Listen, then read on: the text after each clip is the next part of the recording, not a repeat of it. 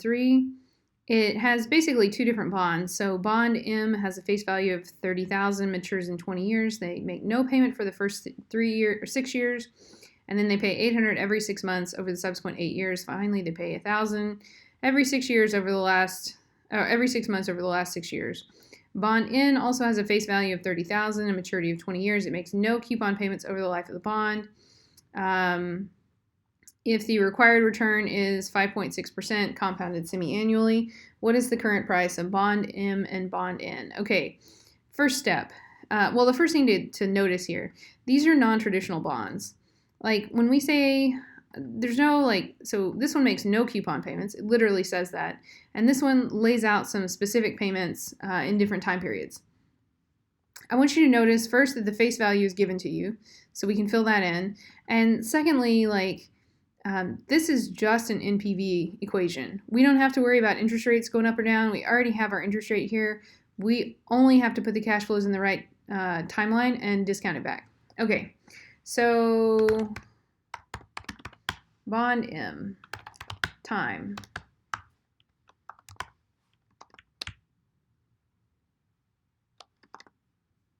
You can do this a lot of different ways. I'm going to do it the easiest way that I can think of. So it matures in 20 years, and then it pays stuff every 6 months. So we're going to have 40 payments because it pays every 6 months for 20 years, sort of. And let me just put let me just put year here to make it clear.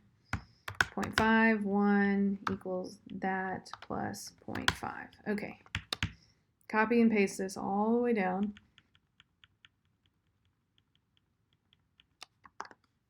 There we go. Okay, so it makes no payments for the first 6 years, and then it pays $800 every 6 months for the next 8 years.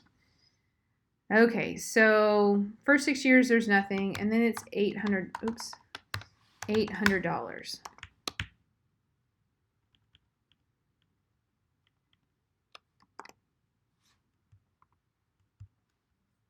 That should be right. From year 6, I'm going to assume it starts in year 6. And it stops in year 14. Is that right? 6 plus 8 is 14? Yeah.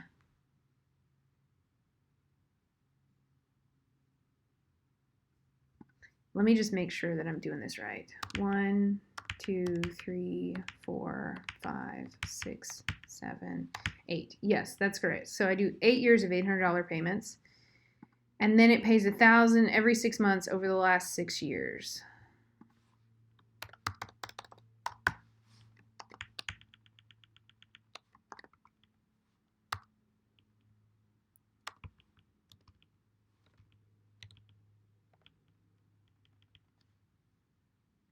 So this worries me because I have an extra payment here. Maybe I'm not thinking about it correctly. Maybe this starts right here. Yeah, I think that's right.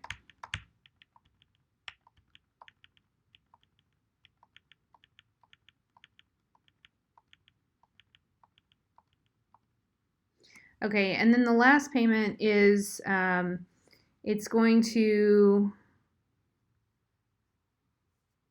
probably going to repay the $30,000. So I'm going to put $30,100 here.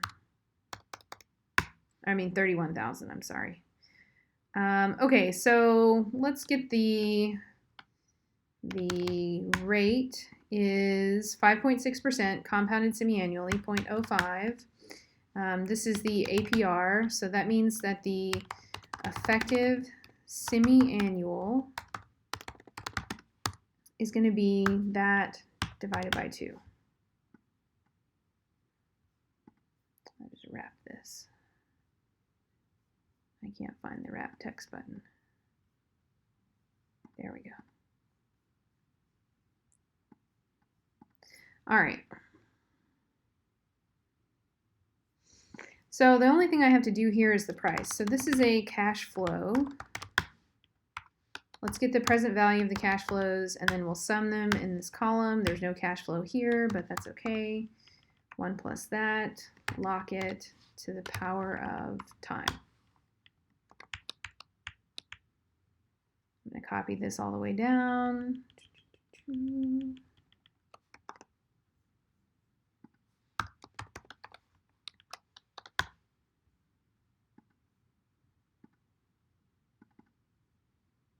All right, the present value should be $21,915.52.